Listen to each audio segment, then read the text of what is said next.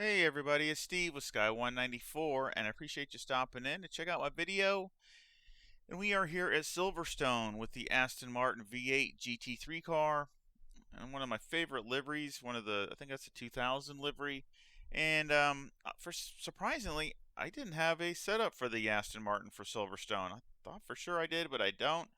So I figured it's a great car for here. So let's see what he could do. So I did the normal aggressive.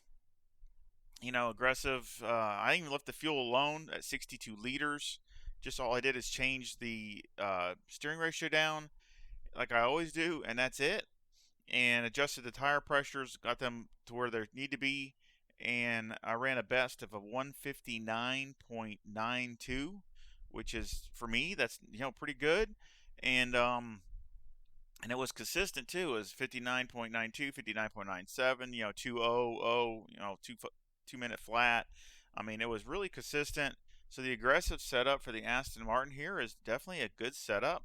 I didn't see any graining in the short, some of the stints that I did with it. So it seemed, of course, Aston Martin is very good on tires.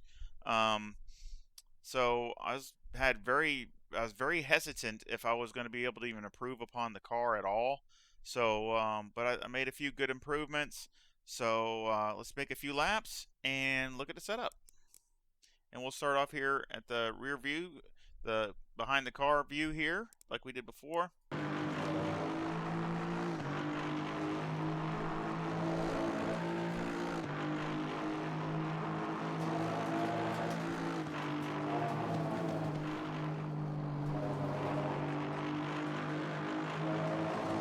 This is the first hot lap from out of the pits.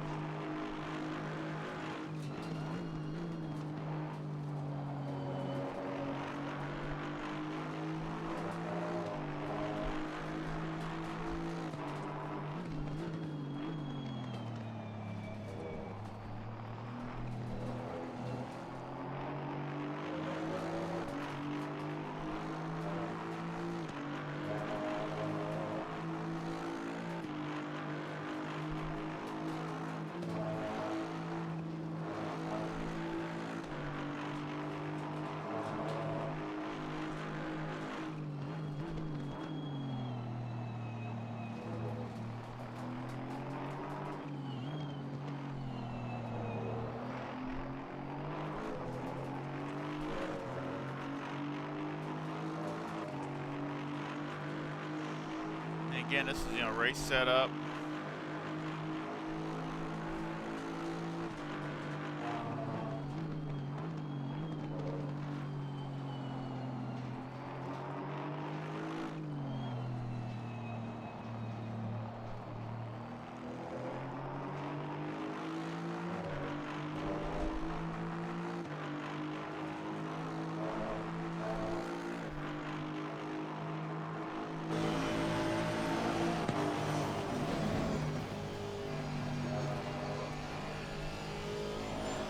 Has a 159.47. I mean, there's 4.5 tenths right there.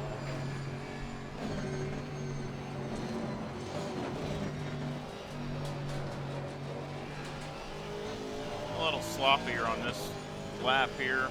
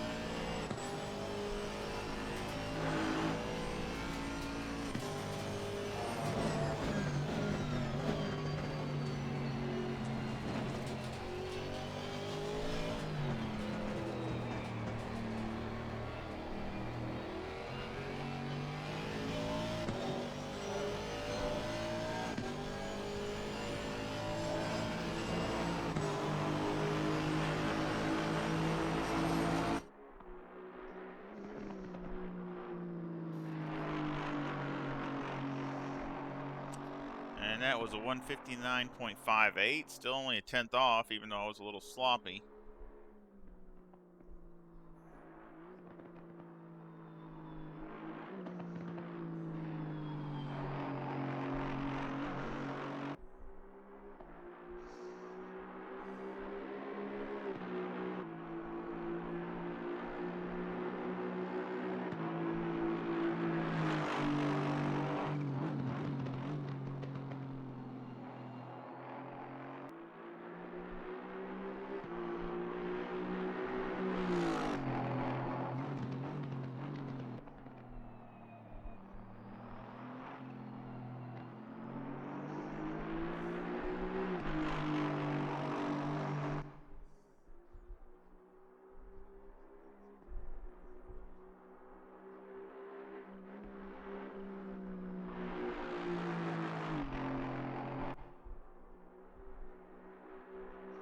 Stays really flat. You know, the car stays really flat, really composed.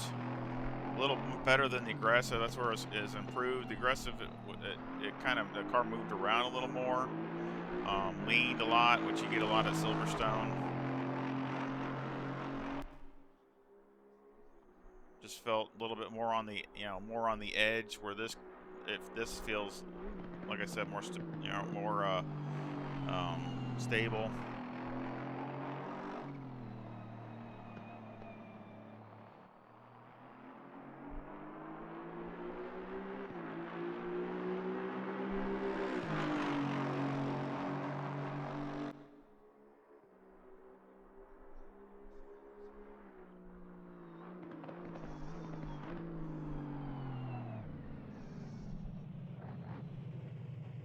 And that's a 159.22, my fast lap. So, I had 3 laps, all within basically 2.5, about 3/10, a little over 3/10. But I mean, 40s, 50s, and then the 20s. The car felt, again, super, super good, and that's what still it still has 49 liters even right now in it. So, that's decent. I think very respectable for me anyway. So let's go over the setup.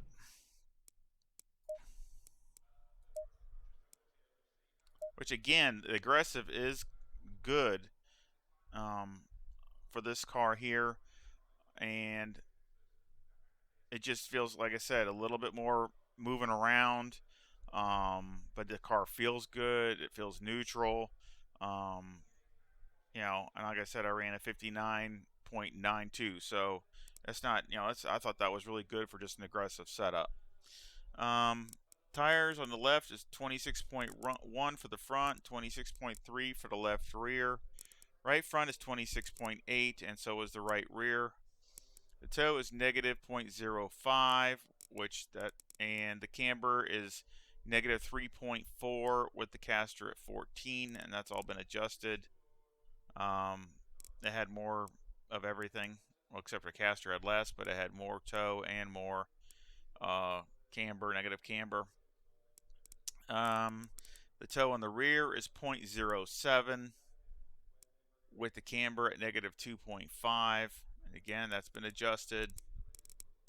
Just trying to keep more rubber, more tire on the ground and keeping the car from rolling around, moving as far as rolling. So trying to keep it more flat and steady. Electronics are 2, 4, and 2. Of course, fuel, I had just left it at 62 liters with the #1 brake pads. Mechanical, anti-roll bar 6 with the brake bias at 62. The wheel rate or springs in the front is 165,000 with the bump stop rate at 900 and the bump stop range at 1. And on the rear, the wheel rate or springs is 155,000 with the bump stop rate at 600 and the bump stop range at 8. The anti-roll bar is 5 on the back with the preload on the diff at 30. That I don't think I messed. I think is the same. And I think I can't remember if I adjusted. I might adjust the rear spring rate maybe, just to get some more traction.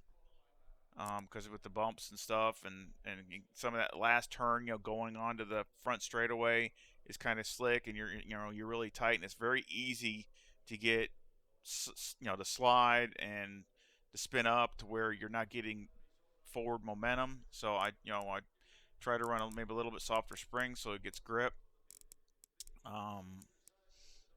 See, all this has been changed up here. So a lot of this has been changed, but not everything. All the bump stop rates and ranges, I think, have been adjusted a little bit. The dampers or shock absorbers on the front are 22, 16, 22, and 25. And on the rear, it's 12, 10, 20, and 20. And I did a few little things, but not too much. It's the Aston Martin is so good over the bump, so I mean, I did some adjustments, but nothing drastic.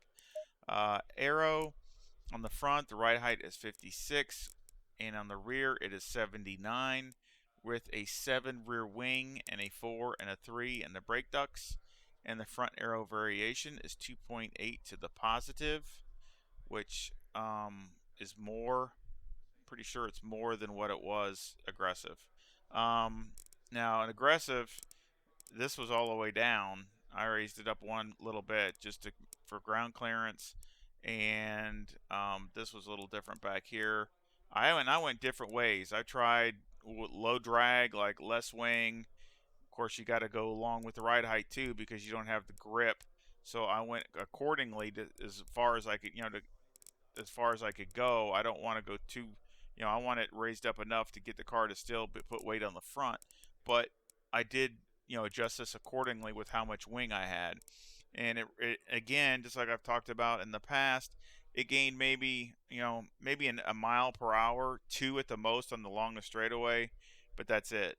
You didn't gain enough to really, and my times are about the exact same time as they were on the aggressive. I was running high 59s, and that's all. I think I gained a tenth of a second. I think the best time was a 159.8 something.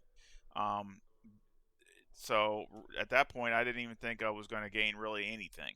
So I decided to go the other direction and go with more downforce to get more grip, carry more corner speed. And so then I started playing with the rear wing and the rear ride height to get the balance, to be able to the car to turn the way I want it, to rotate the way I want it to, but still have grip and all that. And of course, I had the back brakes dialed down a little bit from aggressive to get a little bit more rear brake, just some. I think it's 2 points. It was 64. I had it down to 62 now.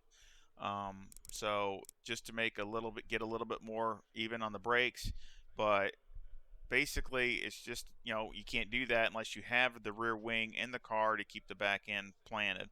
So again, it all goes with each other.